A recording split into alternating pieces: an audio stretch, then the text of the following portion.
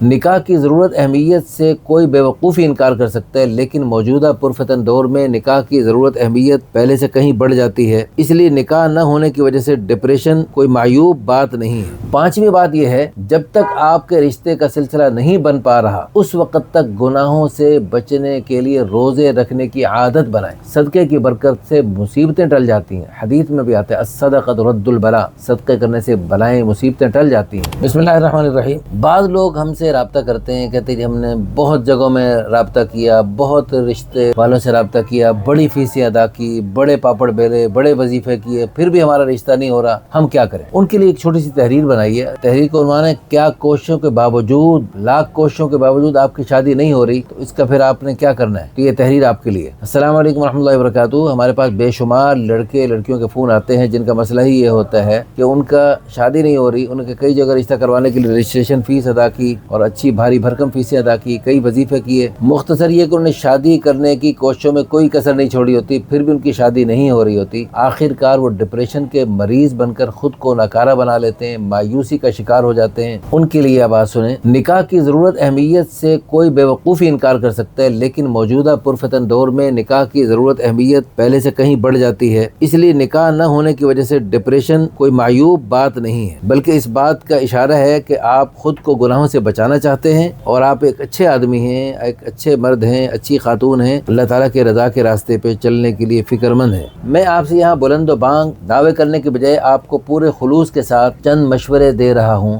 جن سے آپ کی زندگی پر بہت اچھے مثبت اثرات مرتب ہوں گے۔ سب سے پہلا مشورہ، شادی کے لیے آپ جتنے مرضی وظیفے کر لیں، لیکن اگر آپ فرائض کی پابندی نہیں کر رہے، نمازیں نہیں پڑھ رہے، روزے، حج، زکوٰۃ آپ پر فرض ہے وہ ادا کرنے میں سستی کر رہے ہیں، تو یہ بات ذہن نشین کر لیں، یہ وظیفے اثر نہیں کریں گے۔ اگلی بات، دنیا جہاں کے وظائف ایک طرف اور تہجد میں اللہ تعالیٰ کے حضور روتے ہوئے مانگی گئی دعائیں یہ ایک طرف۔ آپ ٹینشن کی وجہ سے پوری رات نہیں سو رہے، تو آپ جب پوری رات تکیے پہ آنسو بہاتے ہیں تو اس کی بجائے آپ تھوڑا سا سجدے میں بھی آنسو بہا کے دیکھ لیں، اس سے جو سکون ملے گا وہ لفظوں میں ہم بیان نہیں کر سکتے۔ تیسری بات یہ کہ شادی کے لیے قرآنی دعاؤں کا ان کا اہتمام ضرور کریں۔ ربنا ھب لنا من ازواجنا وذریاتنا قرۃ اعین واجعلنا للمتقین اماما۔ دوسرا، رب انی لما انزلت الی من خیر فقیر۔ اور تیسرا میں نے ایک دعا لکھ کے دی جو استغفار ہے، رب انی ظلمت نفسی فاغفر لی فغفر لہ۔ یہ حضرت موسیٰ علیہ السلام نے استغفار کیا تھا۔ چوتھی بات یہ ہے کہ آپ کسی اچھے قابل اعتماد ادارے سے رابطہ کر کے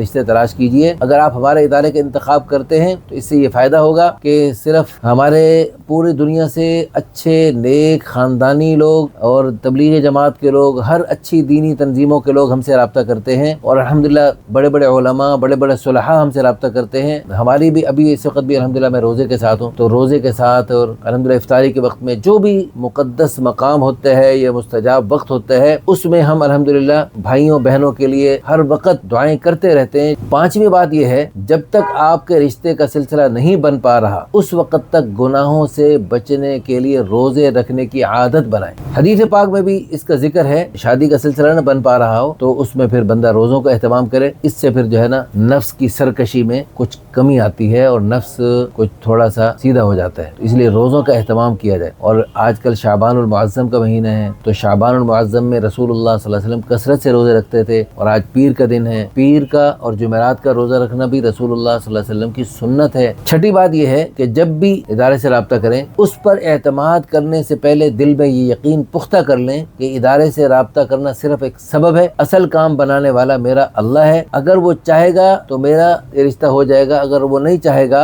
تو چاہے جتنا مرضی یہ زور لگا لیں رشتہ نہیں ہوگا۔ اگلی بات یہ ہے کہ اپنے ہاتھ سے صدقہ خیرات ضرور کرتے رہا کریں، صدقے کی برکت سے مصیبتیں ٹل جاتی ہیں۔ حدیث میں بھی آتا ہے الصدقۃ رد البلاء، صدقے کرنے سے بلائیں مصیبتیں ٹل جاتی ہیں۔ اچھا، اب آپ کو ہمارے چینل سے کوئی رشتہ اچھا لگ رہا ہے یا کہیں سے بھی آپ کو رشتہ کوئی سامنے آیا، وہ رشتہ پسند آ رہا ہے، تو سب سے پہلے استخارہ کریں۔ تو اس لیے جو بھی کام کرنا ہو استخارہ کر کے اللہ پاک سے خیر مانگ کے جب ہم کریں گے تو اللہ تعالیٰ، اور استخارہ ضروری نہیں آدھی رات کو ہوتا ہے، استخارہ جب بھی نفل نمازوں کا وقت ہو اسی میں 2 نفل پڑھیں اور اسی میں استخارے کی نیت کر لیا کریں۔ اچھا، اگلی بات یہ، جب دل پریشان ہو تو کثرت سے اللہ کا ذکر کریں۔ کام نہیں ہو رہا، رشتہ نہیں بن رہا تو کثرت سے اللہ کا ذکر کریں۔ اگلی بات یہ، اٹھتے بیٹھتے اللہ تعالیٰ سے باتیں کرنے کی عادت بھی بنا لیں۔ یا اللہ، میں گناہوں سے بچنے کے لیے نکاح کرنا چاہتا ہوں، آپ میری مدد کیجئے، اور مجھے اس بات سے پناہ میں رکھ لیجئے، یا اللہ کرم فرما اگر اس سب کے باوجود رشتہ نہیں ہو رہا پھر کیا کریں؟ تو پھر ڈپریشن میں جانا بنتا ہے۔ اس کا جواب یہ ہے کہ ایسی باتیں شیطان کی طرف سے دل میں ڈالی جاتی تاکہ ہم اپنے رب کی رحمت سے مایوس ہو جائیں۔ شادی ضروری ہے، از حد ضروری ہے،